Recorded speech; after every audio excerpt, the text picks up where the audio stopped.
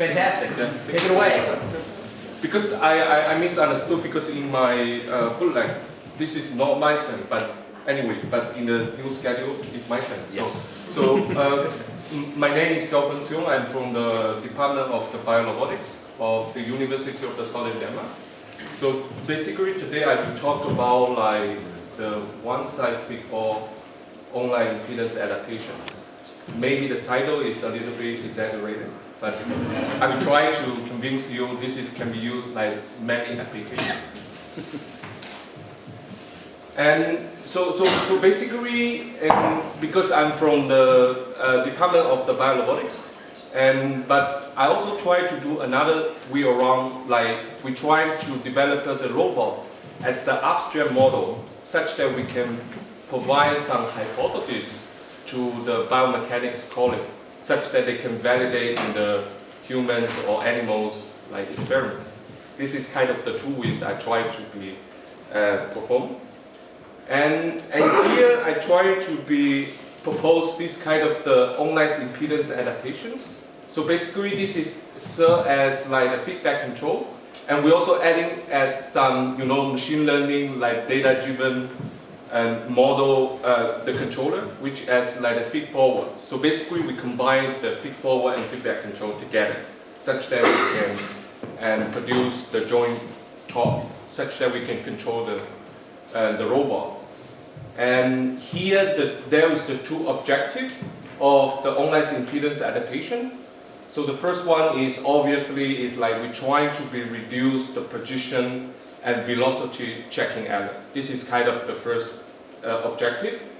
And the second one is like we try to increase the joint torque such that we can put the joint back to the equilibrium like state. Okay? And because I will not put like so much like mathematical detail here. If you are interested, you can go to this kind of my conference paper published in Global. You can see a lot of like the mathematical derivation, how to come up this kind of the online impedance adaptations. So basically it's kind of the software spring and damp. But here the spring and damp parameter is online tutored. So basically it's kind of the greedy PD control. And P and D's 10 is online to modulate. Okay? So the thing is like, what is the motivation? We want to be focused on like this kind of the online impedance adaptation. Because you see like there's the huge gap between the humans and robots' performance. But there is a very interesting paradox. Is right? Because the muscle signal is very, very slow, and the control frequency is very, very slow, and the electrical actuator is very fast, and the signal transmit is also very fast, but somehow the performance of the motor control is very, very far away from the human's performance. For instance, for this kind of use the whipping to play the Django, okay? And actually for this, use the whipping to play the Django is very difficult. Is it right? Yes. So basically, the one difficulty depends on this kind of the tools.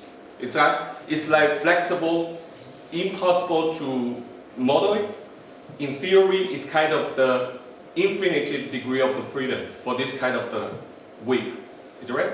And also, it also depends on like the redundancy of the human's like brain and the muscle and the joints like degree of the freedoms. So basically this is kind of the two complexity meet together. Is it right? That's why here we come up this kind of the control model in Mayuko, and basically we also come up this kind of the whip. Okay, it's kind of the flexible object. We try to use this kind of the whip tip to hit this kind of the target, okay?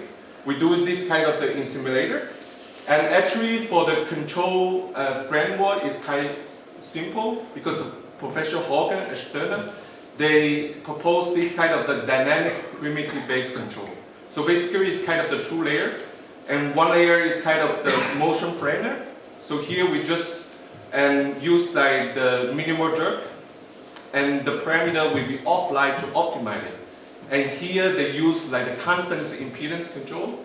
And afterward, I discussed with them like, why not we just adding on this kind of the online impedance adaptation. Then we can see how this kind of the online impedance adaptation can facilitate and this kind of the whippings, okay? And actually we get the three result. So obviously, and he can reduce this kind of the position and velocity like error checkings. And surprisingly, he can also like facilitate like the trajectory optimization accelerations. And interestingly, we also found that compared to the constant impedance control, actually the online impedance control will be resulting the smaller stiffness but larger damping.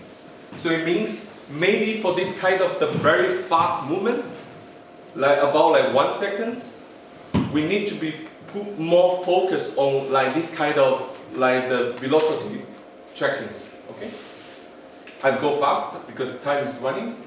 And we also apply to this kind of the physical robot validations. Okay. And also we also apply for this kind of the online impedance adaptation for this kind of the joint impedance quantifications. So basically here we apply this kind of the software controller to this kind of the fingers exoskeletons. We try to simulate for this kind of the nonlinear resistance. Right? If you squeeze the lemon, initially it's easy, but when you squeeze more, then we become like more difficult. Right? This is kind of the nonlinear resistance. And here we found that actually for the different subjects, their average impedance will be converged to one specific area.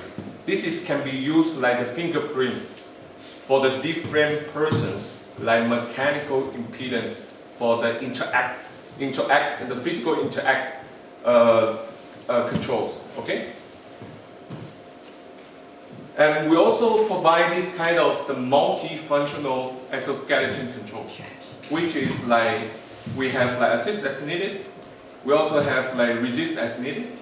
Like resist as needed can be used like the late rehabilitation period. Okay, because doctor told me so the patient tend to get lazy after they know it.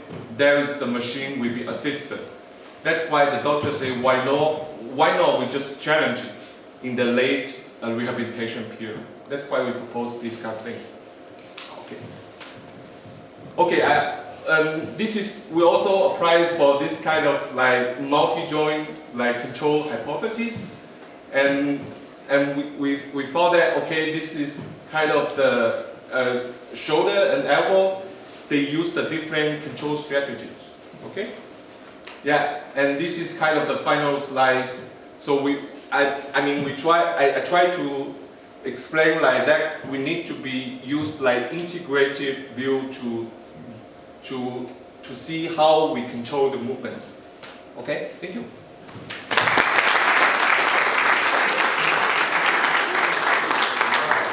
Any questions? And if Patrick Von Roth's here, let me know. Yeah.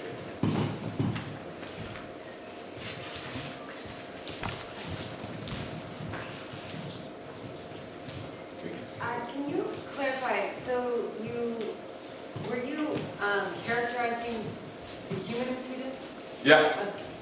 How are you doing that? So basically we have like a fingers exoskeleton. So basically we will use the software control parameter to be quantified, to use the stiffness and damping to quantify. Because if you can imagine, if like the PD control, if like this is like my finger, this is like initial position. If I press more, my finger will be suffer more resistance, is right? And another condition, if I press more quick, my finger will be suffer more resistance. So this is about like the position and the velocity. Okay, so you weren't applying like perturbations to the natural. Yeah. You were, okay. Yeah. All right. Well, I also want to thank you, by the way, Yeah. for being at the ready and being flexible. Okay. So thank you very much.